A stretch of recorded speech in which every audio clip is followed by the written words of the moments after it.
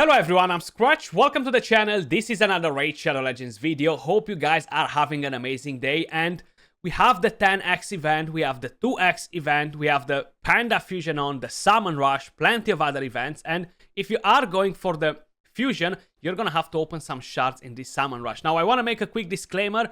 Yesterday when I actually had a look at the Fusion calendar, I think I needed to drink a few more coffees because for whatever reason, I've seen 2 Summon Rush events instead of 1. And when I posted on my community tab, I was like, guys, we're gonna have 2 Summon Rush, 1 Champion Chase. You're gonna have to complete 2 of them, you know? So apologies if I created any confusion. I just needed to put my glasses on or get another coffee, I think. Basically, to get an Epic Champion is pretty pricey, right? 5,400 points, guys. And if you have enough shards to get him, it's easier because you're gonna be able to skip some other events, you know? So I'm hoping to skip some other events, so I'm gonna try to go all the way to get Epic Champion. And the Panda Fusion, I don't think is gonna change anything on my account. I don't think it's anything special for endgame content.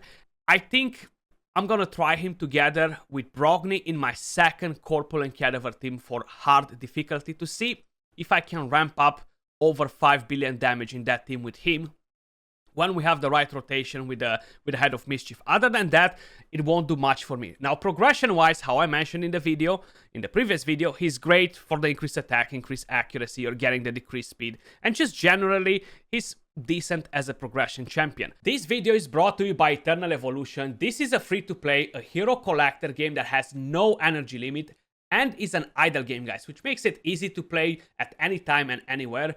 You're gonna get to engage in a variety of game modes, in a variety of events, and of course you're gonna get to battle other players. Now they will have the Grand Ceremony event for new players, which will allow you to gain an awesome triple S hero called Ravennaa just by joining the new servers and of course by participating in the event. On top of it, they will have some awesome limited time events in collaboration with Ghost in the Shell SAC 2045 if you're familiar with the series, and they're gonna have 4 brand new heroes coming to the game.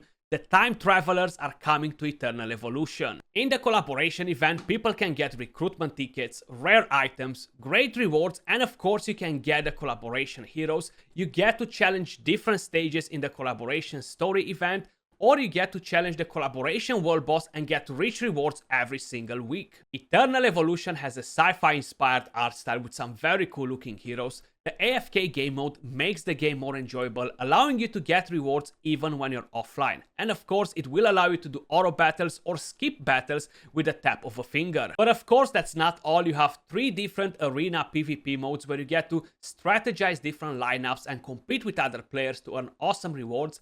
If you guys like what you see on the screen, head over to the link in the description down below to get involved. And don't forget to use the promo code you see on the screen to get some goodies when you start playing the game. Thanks again to Eternal Evolution for sponsoring today's video. So we do have a 2x on Primal Shards, guys, just for Epics and Legendaries, of course. These are the 10x champions. I don't want to open Void Shards whatsoever. I'm very close to the Mercy, and I love Acrisia, don't get me wrong, she's an amazing champion, but I wouldn't want to get my 4th Acrisia, you know, like, I feel like I have enough. I want to leave the rest for you guys, you know, you guys get him. And then Vitreous, I've made a video on this champion yesterday, and personally, I'm disappointed with his performance as a Void Legendary, and I would be upset if I would pull this champion. Let me just put it the way it is. If they would change the champion in the future, he would make more sense. But as it is right now, honestly, I would get disappointed to pull that from my Void Shard. So hopefully you guys won't pull him either and you will get something of better quality. Tranda, Haprak, you know, I'm not necessarily looking for them.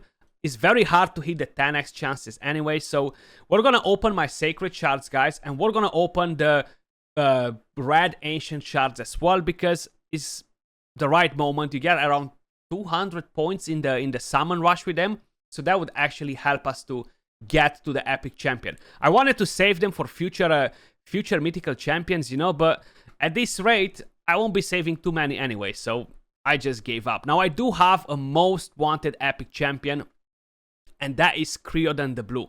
I would love to get him on my account. Unfortunately, I don't have him available. Bushi, He was interesting as a stun target in a double Warcaster team that I've made ages ago, actually. He was actually pretty interesting to get that job done. Okay, 6 more Sacreds. Love the animations. Love the animations on the portals, how they changed them. Mask Fearmonger. That brings me to Halloween, guys. We're gonna have a Halloween fusion as well, so keep that in mind, okay? The Halloween fusion might be better than what we have right now, so you might want to save resources for that one, because it's like, what? Less than 1 month away, you know? So definitely keep that in mind, you know? Like, am I gonna burst everything that I have, bust all my resources for this fusion, or I'm gonna think to save them for the next one, which is the Halloween one. Tylesia, so she is on the 10x. Hex, defense down, fairly decent epic champion.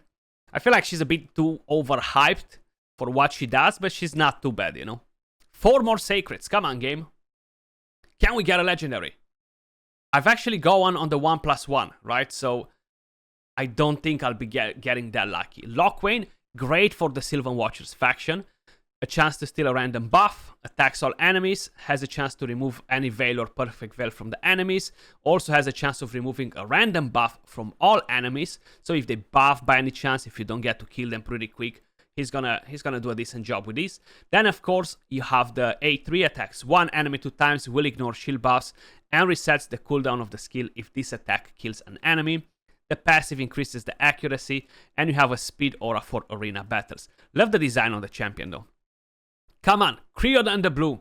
Why you don't want to come on my account? Like, what's happening? Why are you staying away from me? Torture Helm. He can actually solo Dragon 20. He can solo Dragon 20 with his passive, you know, is actually pretty interesting. But it's a very long run, you know, and I wouldn't recommend you to do that. 2 more Sacred Shards. Let's go. Come on. Give me something juicy. Creodon. Ooh, nice. Sikara. I swear I was gonna say that I would like her to.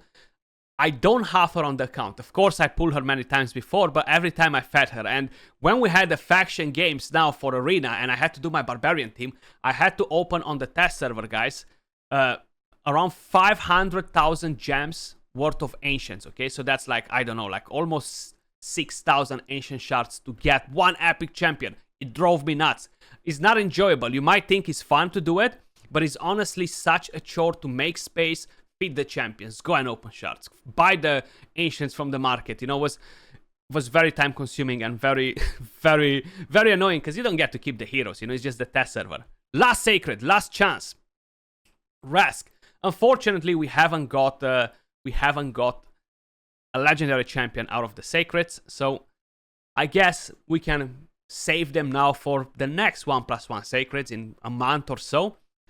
We open 7, we kind of like know where we are with them. Rask is still a very strong champion. The passive, you want to have crit rate on him, preferably Relentless if you can, or Avenging, something that retaliation actually rather than Avenging, and get him to counterattack or just to join in attacks or to do something, so he's gonna heal a lot for your team. Now this won't get me enough to get the epic, so we're gonna drop the red Ancient Shards as well, guys. The chances to summon anything crazy from this, pretty low. Ancient Shard at a very high value. They dropped the prices actually. If you've seen the what Plarium posted yesterday, they changed the mercy, so you're guaranteed to get a legendary at 210 primal shards now, and they're much. They reduced the price probably like by 20%, I would say, or so. So yeah, I still think they're pretty overpriced for this, you know, like you're getting rare champions, man. You're getting rare champions. It's very hard to farm them, so it's something that I wouldn't recommend to anyone to buy. Basically, I wouldn't suggest you to buy these shards whatsoever. Same with Sacreds, you know, like is a big curse in my family to buy Sacreds. Okay, you know, some people are not allowed to have McDonald's. Some people are not allowed to, I don't know, watch TV after 8 o'clock in the evening. You're not allowed to buy Sacred Shards here. 3 more red Ancient Shards, guys. Let's see. I do like the design of the shard. We got another epic. Okay. Soul Drinker. So we got a bomb champion. Fairly interesting. Attacks all enemies 2 times. The thing with him is that if he dies, he places bombs. Sorry, my bad. He places bombs The only issue is that this doesn't seem to have any sort of multiplier. So these bombs from here are so much weaker compared to the regular bombs that he's placing. You know, it's pretty strange. There were some interesting strategies a couple of years ago with him. You know, it was actually pretty fun. Okay, another epic. Oh, we got a fusion epic. Nice.